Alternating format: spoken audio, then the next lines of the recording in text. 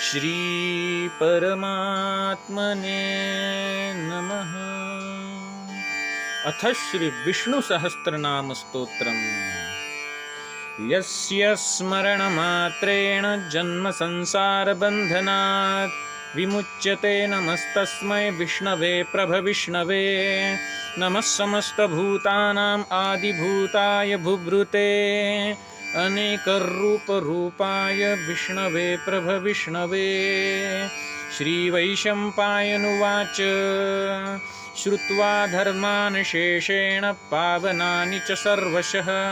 युधिष्ठिरः शान्तनवं पुनरेवाभ्यभाषत। श्रीयुधिष्ठिर उवाच किमेकं दैवतं लोके किं वाप्येकं परायणं स्तुवन्तः कमर्चन्तः प्राप्नुयुर्मानवः शुभं। को धर्मः सर्वधर्माणां भवतः परमो मतः किं जपन्मुच्यते जन्तुर्जन्म संसारबन्धनात्। श्रीभीष्म उवाच जगत्प्रभुं देवदेवम् अनन्तं पुरुषोत्तमं स्तुवन्नाम सहस्रेण पुरुषः सततो स्थितः। तमेव चार्चयन् नित्यं भक्त्या पुरुषमव्ययं ध्यायन् स्तुवन् नमस्यञ्च यजमानस्तमेव च। अनादिनिधनं विष्णुं सर्वलोकमहेश्वरं लोकाध्यक्षं स्तुवन् नित्यं सर्वदुःखातिगो भवेत्। ब्रह्मण्यं सर्वधर्मज्ञं लोकानां कीर्तिवर्धनं लोकनाथं महद्भूतं सर्वभूतभवोद्भवम्। एष मे सर्वधर्माणां धर्मोऽधिकतमो मतः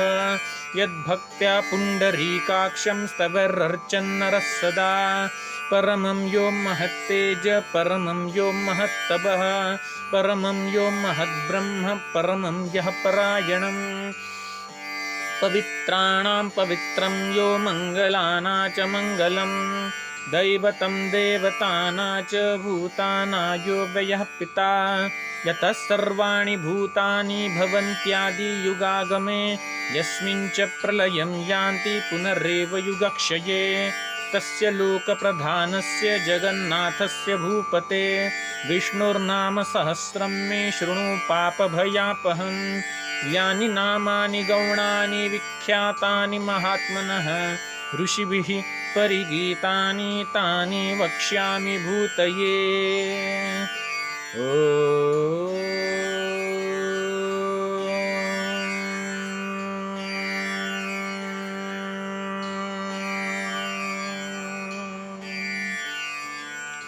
विश्वं विष्णुर्वषट्कारो भूतभव्यभवत्प्रभुः भूतकृद्भूतभृद्भावो भूतात्मा भूतभावनः भूतात्मा परमात्मा च मुक्तानां परमा गतिः। अव्ययः पुरुषः साक्षी क्षत्रज्ञोऽक्षर एव च योगो योगविदानेता प्रधानः पुरुषेश्वरः। नारसिंहवपुः श्रीमान् केशवः पुरुषोत्तमः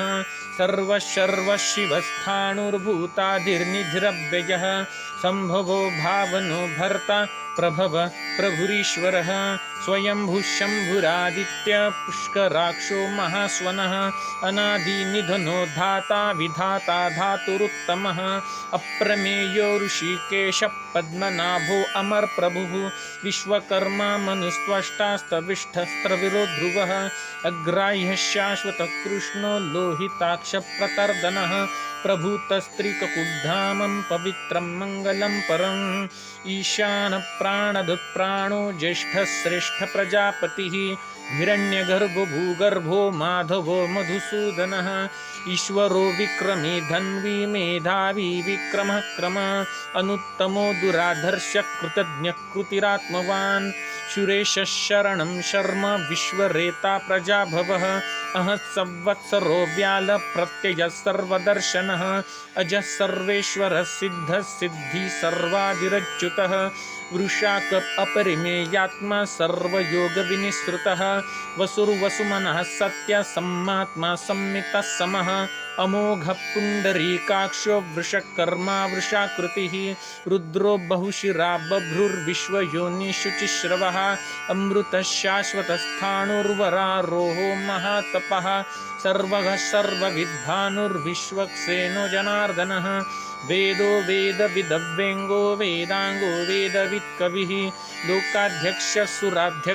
धर्माध्यक्षकृताकृतः चतुरात्मा चतुर्व्यूहः चतुर्द्रष्टा चतुर्भुजः भ्राजिष्णुर्भोजनं भोक्ता सहिष्णुर्जगदादिजः अनघो विजयो जेता विश्वयोनिः पुनर्वसुः उपेन्द्रो वामनप्रांशुरमोघः शुचिरुर्जितः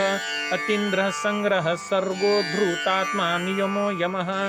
वेद्यो वैद्यः सदा योगी विरहा माधवो मधुः अतीन्द्रियो महामायो महोत्साहो महाबलः महाबुद्धिर्महावीर्यो महाशक्तिर्महाद्युतिः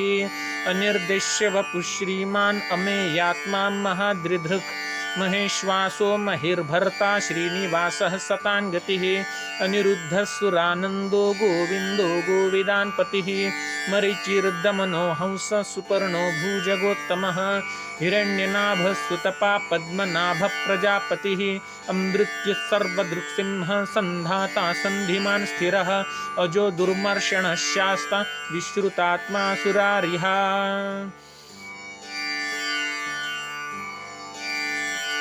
गुरुर्गुरुतमो धाम सत्यः सत्यपराक्रमः निमिषो निमिषस्रद्वि वाचस्पतिरुदारधिः ग्रामणि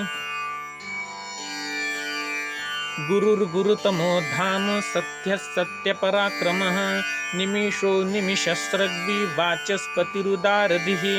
अग्रणिर्ग्रामणि श्रीमान् न्यायो नेता समिरणः सहस्रमूर्धा विश्वात्मा सहस्राक्षः सहस्रपात् आवर्तनो निवृत्तात्मा संवृतः संप्रमर्दनः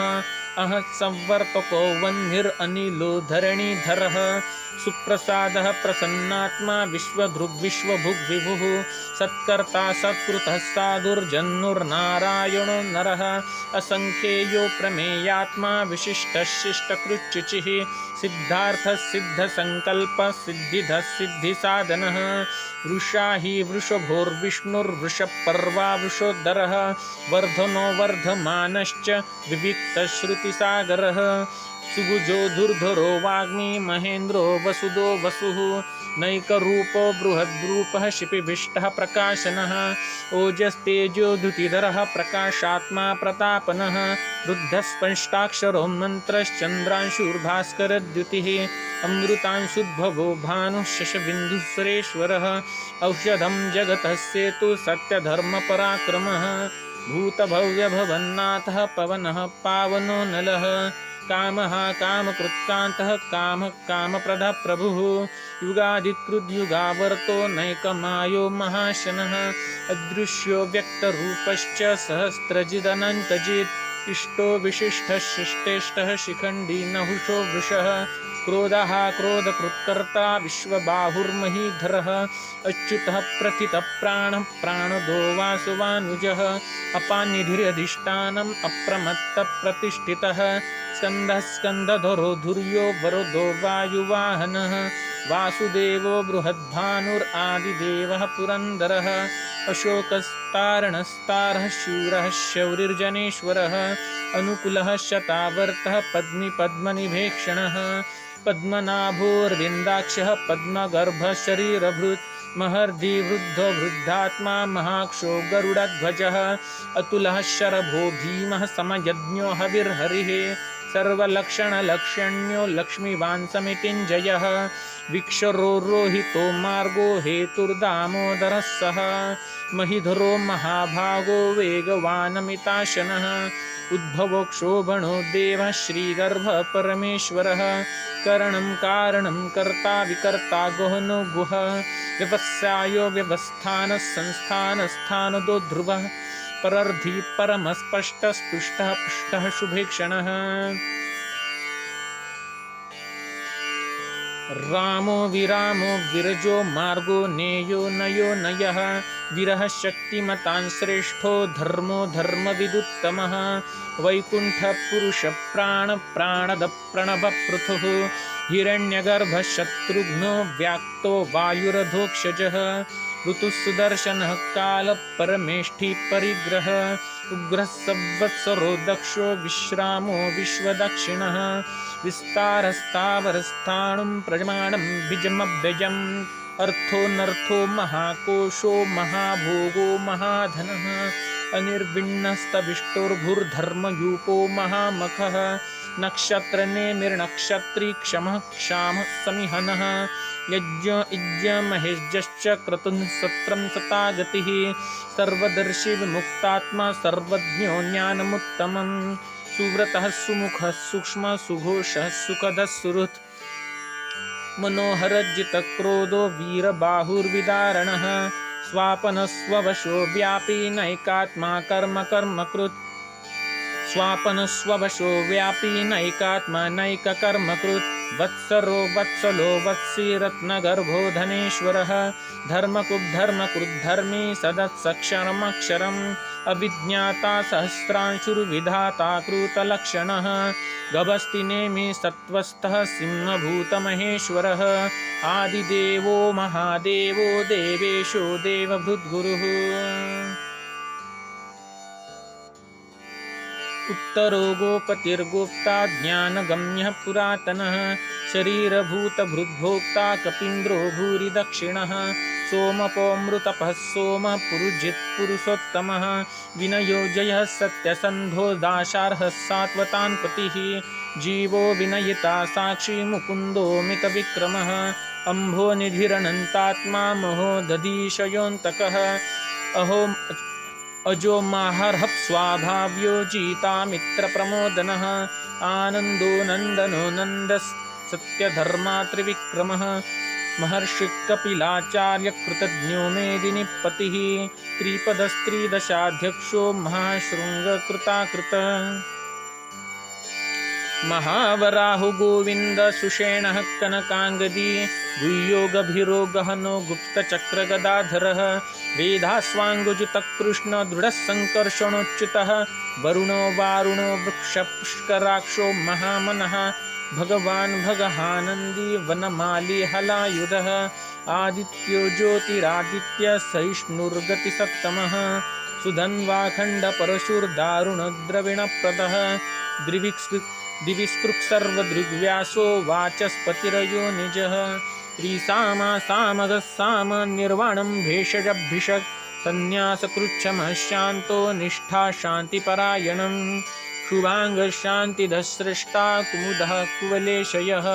गोहितो गोपतिर्गोप्ता वृषभाक्षो वृषप्रियः अनिर्वर्तिन्यवृत्तात्मा संक्षेप्ताक्षेमकृच्छिवः श्रीवत्सवक्षा श्रीवासः श्रीपति श्रीमतान्वरः श्रीधः श्रीशः श्रीनिवास श्रीनिधि श्रीविभावनः श्रीधर श्रीकर श्रेय श्रीमाल्लोकत्रयाश्रयः स्वक्ष स्वङ्गशतानन्दो नन्दिर्ज्योतिर्गणेश्वरः विजितात्मा विधेयात्मा सत्कीर्ति छिन्न संशयः उदीर्ण सर्वतक्षक्षुरनीशः शाश्वतस्थिरः भूषयो भूषणो भूतिर्विशोकः शोकनाशनः अर्चिष्मानर्चितकुम्भो विशुद्धात्मा विशोधनः अनिरुद्धो प्रतिरतः प्रद्युम्नो मितविक्रमः कालनेमि निहावीरः शौरिः शूरजनेश्वर त्रिलोकात्मा त्रिलोकेश केशवः केशिहा हरिः कामदेव कामपालः कामी कान्तः कृतागमः अनिर्देश्य वपुर्विष्णुर्विरो अनन्तो धनञ्जयः ब्रह्मण्यो ब्रह्मकृद्ब्रह्मा ब्रह्म ब्रह्मविवर्धनः ब्रह्मविद्ब्राह्मणो ब्रह्मी ब्रह्मण्यो ब्राह्मणप्रियः महाक्रोमो महाकर्मा महत्तेजा महोरगः महाक्रतुर्महायज्वा महायज्ञो महाहविः स्तव्यस्तवप्रियः स्तोत्रं स्तुतिस्तोतारणप्रियः पूर्णः पुरयिता पुण्यकीर्तिर्नामयः मनोजवस्तीर्थकरो वसुरेता वसुप्रदः मनोजवस्तीर्थकरो वसुरेता वसुप्रदः वसुप्रदो वासुदेवो वसुर्वसुमना हविः सद्गतिः सत्कृतिः सत्ता सद्भुतिः सत्परायणः शूरसेनो यदुश्रेष्ठः सन्निवास सुयामुनः शूरश्रेणो यदुश्रेष्ठः सन्निवासस्तु यामुनः भूतावासो वासुदेवः सर्वासु निलयो नलः दर्पः दर्पदो दृप्तो दुर्धुरोथा पराजितः विश्वमूर्तिर्महामूर्तिर्दीप्तमूर्तिरमूर्तिमान् अनेकमूर्तिरव्यक्तः शतमूर्तिर्शतानः एको नैकोत्सवः कः किं यत्तं पदमनुत्तमं लोकबन्धुर्लोकनाथो माधवो भक्तवत्सलः सुवर्णवर्णो हेमाङ्गो वराङ्गश्चन्दनाङ्गदी विरहाविषमः शून्यघृता क्षीरशलश्चलः अमानीमानदो मान्यो लोकस्वामी त्रिलोकधृक् सुमेधा मेधजो धन्यः सत्यमेधाधराधरः तेजो वृषद्युतिधरः सर्वशस्त्रभृतान्वरः प्रग्रहो निग्रहो व्यग्रो नैकशृङ्गो गदाग्रजः चतुर्मूर्तिर्चतुर्बाहु चतुर्व्यूहः चतुर्गतिः चतुरात्मा चतुर्भावश्चतुर्वेदविदेकपात् समावर्तो निवृत्तात्मा दुर्जयो दुरतिक्रमः दुर्लभो दुर्गमो दुर्गो दुरावासो दुरारिः शुभांगो लोकसारंग सुतंतुस्तंतुवर्धन इंद्रकर्मा महाकर्मा कृतकर्मा कृतागमः उद्भवः सुंदरो सुंदो रत्ननाभोत्सुलोचनः अर्को वाजसन शृंगी जयंत सर्वविजयी सुवर्णबिन्दुरक्षोभ्य सर्ववागीश्वरेश्वरः महारुदो महागुर्तो महाभूतो महानिधिः कुमुदः कुन्दरः कुन्दपर्जन्य पावनो नीलः अमृताशोऽमृतवपुः सर्वज्ञो सर्वतोमुखः सुलभः सुव्रतः सिद्धः शत्रुजिच्छत्रुतापनः न्यग्रोधोदुम्बरश्वत्थश्चानुरान्ध्रनिषूदनः न्यग्रोधोदुम्बरश्वत्थश्चाणुरान्ध्रनिषूदनः सहस्रार्चिर्सप्तजिह्वः सप्तैधा सप्तवाहन अमूर्तिरनघोचिन्त्यो भयकृद्भयनाशनः अणुबृहत्कृशस्थूलो गुणभृन्निर्गुणो महान् अधृतस्वधृतस्वास्य प्राग्वंशो वंशवर्धनः भारभृत्कथितो योगी योगीशः सर्वकामदः आश्रमः श्रमणः क्षामः सुपर्णो वायुवाहनः धनुर्धरो धनुर्वेदो दण्डो दमयिता दमः अपराजितः सर्वसहो नियन्ता नियमो यमः सत्त्ववान् सात्विकः सत्यः सत्यधर्मपरायणः अभिप्रायप्रियर्हप्रियकृत्प्रीतिवर्धनः विहाय सगतिर्ज्योतिसृच्छिर्भुद्भुग्विभुः रविर्विरुचनः सूर्यसवितारविलोचनः अनन्तो हूतभुद्भोक्ता सुखदो नैकजोग्रजः अनिर्विण्णः सदामर्षि लोकाधिष्ठानमद्भुतः सनातनतमः कपिलः कपिरप्ययः स्वस्तिधः स्वस्तिकृस्वस्ति स्वस्तिभुक् स्वस्ति दक्षिणः रौद्रः कुण्डलीश्चक्री विक्रम्यूर्जितशासनः शब्दतिघः शब्दस्यः शशिरः शर्वरीकरः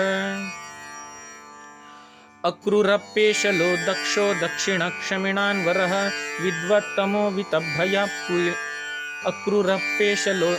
अक्रूरपेशलो दक्षो दक्षिणक्षमिणान्वरः विद्वत्तमो वितभयः पुण्यश्रवणकीर्तनः उत्तारणो दुष्कृतिः पुण्यदुःस्वप्ननाशनः वीरः श्रक्षण उत्तारुणो दुष्कृतिः पुण्यदुःस्वप्ननाशनः वीररक्षणो सन्तो जीवनः पर्यवस्थितः अनन्तरूपो अनन्तश्रीर्जितं मन्युर्भयापः चतुरस्रो गभीरात्मा विदिशो व्यादिशो दिशः अनादिर्भुर्भुवो लक्ष्मीः सुवीरो रुचिराङ्गदः जननो जनजन्मादिर्भीमो भीमपराक्रमः आधारनिलयो धाता पुष्पहास प्रजागरः ऊर्ध्वगः सत्पथाचार प्राणदः प्रणवप्रणः प्रमाणं प्राणनिलयः प्राणभृत् प्राणजीवनः तत्त्वं तत्त्वविदेकात्मा जन्ममृत्युजरातिगः भूर्भुवस्वस्तरुस्तारः सविता प्रपितामहः यज्ञो यज्ञपतिर्यज्वा यज्ञाङ्गो यज्ञवाहनः यज्ञभृद्यज्ञकृद्यज्ञे यज्ञभुग्यज्ञसाधनः यज्ञान्तकृद्यज्ञगुह्यं मन्नमन्नाद एव च आत्मयोनिः स्वयं जातो ऐखानः सामगायनः देवकी नन्दनः स्रष्टा क्षितिशः पापनाशनः शङ्खभृन्नन्दकिश्चक्री शारङ्गधन्वागदाधरः रथाङ्गपाणिरुक्षभ्यः सर्वप्रहरणायुध ॐ नम इति।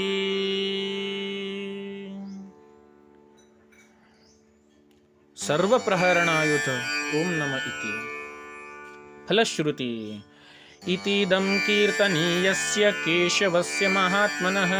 नाम्नां सहस्रदिव्यानाम् अशेषेण प्रकीर्तितं य इदियं शृणुया नित्यं यश्चापि परिकीर्तयेत् नाशुभं प्राप्नुयात् किञ्चित् सोमुत्रेह च मानवः वेदान्तको ब्राह्मणः स्यात् क्षत्रियो विजयी भवेत् वैश्यो धनसमृद्धः स्यात् शूद्रं सुखमवाप्नुयात् धर्मार्थिर्प्राप्नुयात् धर्मम् अर्थार्थिर्चार्थमाप्नुयात् कामान् वाप्नुयात् कामी प्रजार्थिर्प्राप्नुयात् प्रजाम्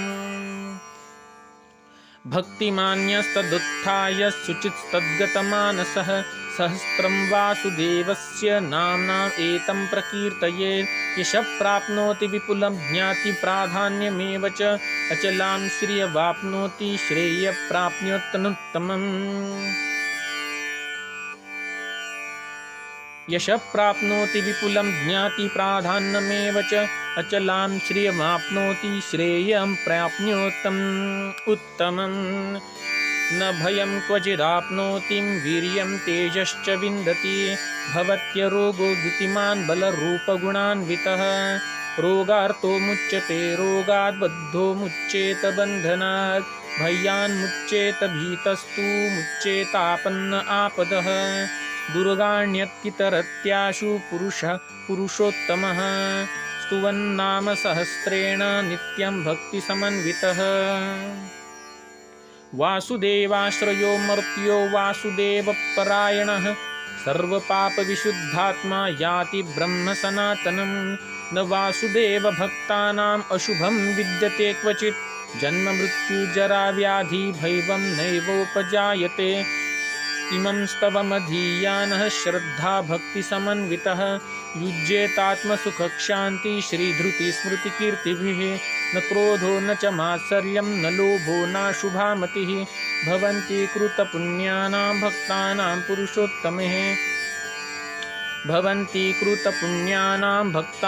पुरुषोत्तमे द्यौ सचन्द्रार्कनक्षत्राखं दिशो भूर्महो दधिः वासुदेवस्य वीर्येण विधृतानि महात्मनः ससुरासुरगन्धर्वं सयक्षोरगराक्षसं